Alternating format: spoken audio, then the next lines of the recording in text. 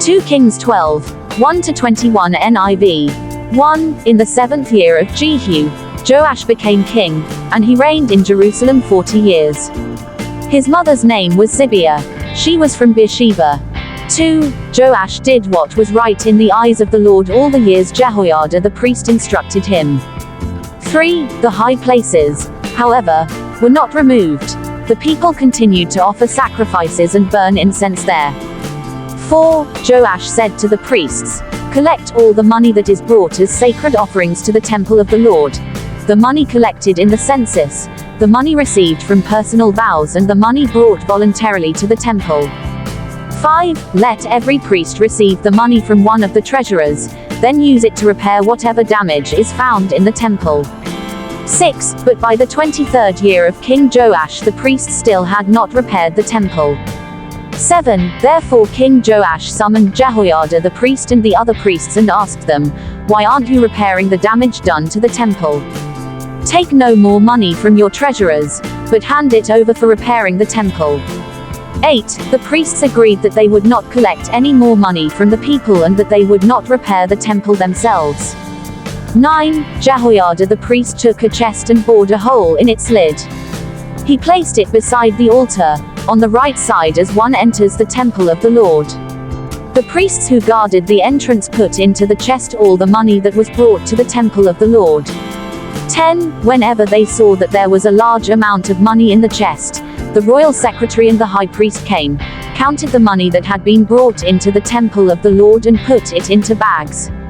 11. When the amount had been determined, they gave the money to the men appointed to supervise the work on the temple. With it they paid those who worked on the temple of the Lord, the carpenters and builders. 12. The masons and stonecutters. They purchased timber and blocks of dressed stone for the repair of the temple of the Lord, and met all the other expenses of restoring the temple.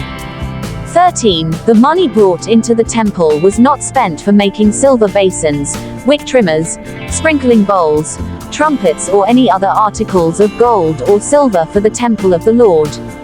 14. It was paid to the workers, who used it to repair the temple. 15. They did not require an accounting from those to whom they gave the money to pay the workers, because they acted with complete honesty. 16. The money from the guilt offerings and sin offerings was not brought into the temple of the Lord. It belonged to the priests. 17. About this time Hazael king of Aram went up and attacked Gath and captured it. Then he turned to attack Jerusalem. 18. But Joash king of Judah took all the sacred objects dedicated by his predecessors, Jehoshaphat, Jehoram and Ahaziah, the kings of Judah, and the gifts he himself had dedicated and all the gold found in the treasuries of the temple of the Lord and of the royal palace, and he sent them to Hazael king of Aram, who then withdrew from Jerusalem. 19. As for the other events of the reign of Joash, and all he did, are they not written in the book of the annals of the kings of Judah?